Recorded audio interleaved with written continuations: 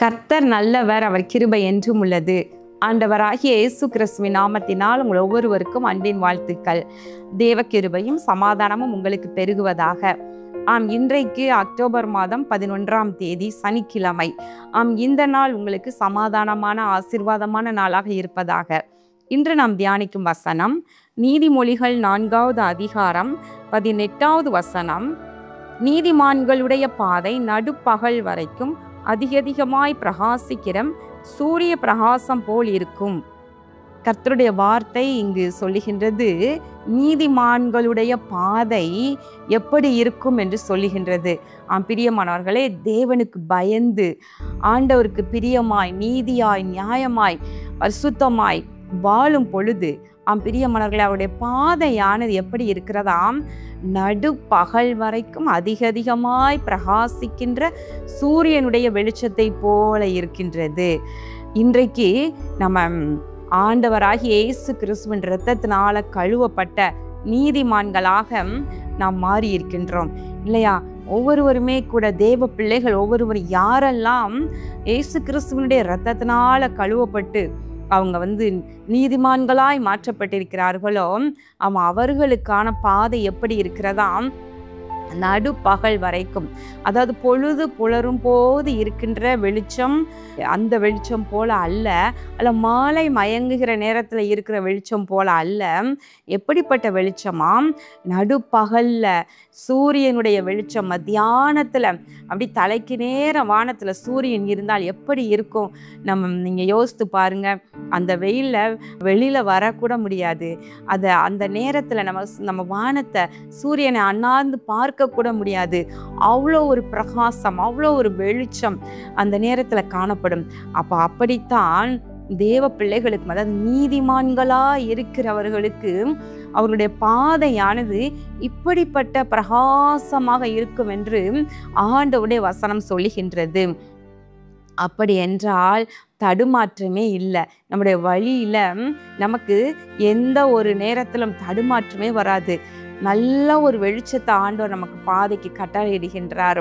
அப்போ எங்கு மேடு இருக்கு, எங்கு பள்ளம் இருக்கு, அதை எப்படி பார்த்து நடந்து போகணும், எப்படி இந்த வழியில கடந்து போகணும் என்றெல்லாம் தெளிவாக வெளிச்சத்துல இருக்கிறபடினால அருமையாக நம்ம அழகாய் அந்த வெளிச்சமாய் இருக்கிற அந்த பாதையில நம்ம நடந்து போக முடிகின்றது. பிரியமானவர்கள், ஆனால் நீதிமான்களுக்கு இப்படி, ஆனால் துன்மார்க்கருடைய பாதை எப்படி இருக்குதாம்? அடுத்த வசனம், அவருடைய பாதை கார் இருளை போல இருக்கும், தாங்கள் இடறுவது இன்னதில் என்று அறியார்கள். ஆனால் துன்மார்க்கருடைய பாதை எப்படி இருக்குதான்? அப்படி கார் இருளை போல இருக்குது. ஒருவேளை கர்த்தருக்கு பிரியமில்லாமல் பாவத்தில் வாழ்ந்து துன்மார்க்கத்திலேயே வாழ்ந்து கொண்டிருக்கிறவர்களுக்கு அவர்களுடைய பாதையில் அவர்களுக்கு வெளிச்சம் கிடையாது. ஆனாலும் கூட அவர்கள் ரொம்ப கம்பீரமாய் நடப்பது போல நடந்து செல்வாங்க. ஆனால் அவர்களுக்கு ஒரு தெளிவு இருக்காது, வாழ்க்கையில் ஒரு சமாதானம் இருக்காது, தெளிவு இருக்காது. நாளை தினத்தில் என்ன செய்யணும் என்று அதை குறித்த ஒரு சமாதானமான ஒரு அவர்களுக்கு வழியும் தெரியாது. அதனால் அவர்கள் தாங்கள் இடறுவது இன்னதில் இடறுகிறோம் என்று தெரியாதான். எந்த பாதையில் நம்ம எந்த காரியத்தில் எப்படி செய்யணும் என்று தெரியாததுனால அவங்க தவறுகிறார்கள், இடறுகிறார்கள் என்று வேதம் சொல்கிறது. நம்ம வேதத்தில் சவுலை குறித்து பார்க்கின்றோம். சவுல் ஆண்டவருக்கு பிரியமில்லாமல் மாறின பொழுது, கர்த்தருடைய வார்த்தைக்கு கீழ்ப்படியாமல் வாழ்ந்த பொழுது அவரிடம் இருந்த அபிஷேகமானது அவரை விட்டு கடந்து போனது. தேவனுடைய ஆவியானவர் கடந்து போனார். கர்த்தரால் வரவிடப்பட்ட பொல்லாத ஒரு ஆவி அவன் மேல் இருந்து அலைக்கழித்தது என்று பார்க்கின்றோம். அப்போ அவருடைய கடைசி நாட்களில் பாருங்களேன், அவருக்கு எங்கும் இருள், அவருடைய பாதையெல்லாம் காரிருளாய் மாறினது இல்லையா? கர்த்தரிடத்திலிருந்து எந்த ஒரு பதிலும் அவருக்கு வராமல் போனது. எவ்வளோ காலமாய் ஆண்டவருடைய சத்தத்தை, அவருடைய வழிநடத்துதலை கேட்க முடியாமல் போயிற்று. எனவே அவர் குறி சொல்லுகிற ஒரு பெண்ணை தேடி, அஞ்சனம் பார்க்கிற ஒரு பெண்ணை தேடி போனார் என்று பார்க்கின்றோம்.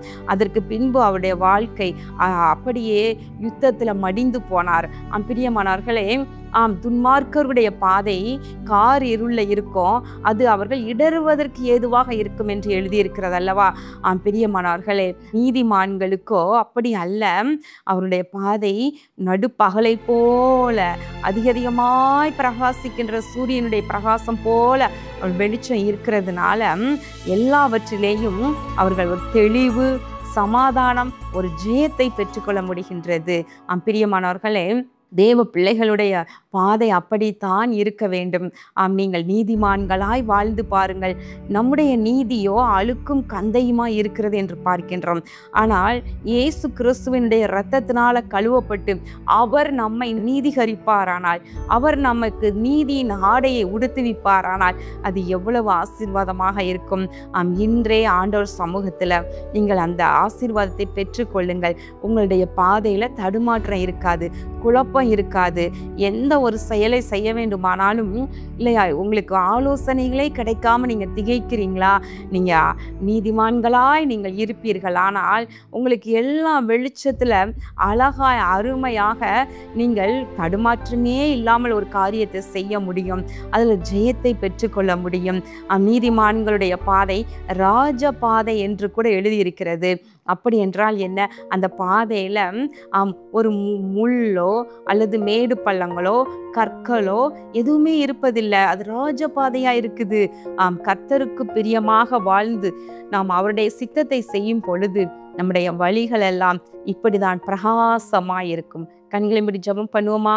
எங்கள் அன்பின் பரலோக பிதாவே, இதோ இந்த நாளிலே நாங்கள் தியானித்த உம்முடைய வார்த்தையின்படி ஆண்டவரே, நீதிமான்களுடைய பாதையானது அதிகமாய் நடு பகல்ல பிரகாசிக்கின்ற சூரியனுடைய வெளிச்சம் போல இருக்கும் என்பதை பார்த்தோம். இதோ தேவ பிள்ளைகளும் கூட உமக்கு பிரியமாய் வாழ்ந்து நீதிமான்களாய் வாழும் பொழுது அவர்களுடைய பாதையும் கூட இப்படி பிரகாசமாய் இருக்கும் அல்லவா? இப்பொழுதே உடைய பிள்ளைகளை நீதிமான்களாய் மாற்றுவீராக. ஒவ்வொருவரையும் ஆசீர்வதித்தருளும். ஆண்டவராகிய இயேசு கிறிஸ்துவின் நாமத்தினால் இந்த ஜெபத்தை ஏறெடுக்கின்ற நல்ல பிதாவே, ஆமேன். கர்த்தர் உங்களை ஆசீர்வதிப்பாராக. ஆமேன்.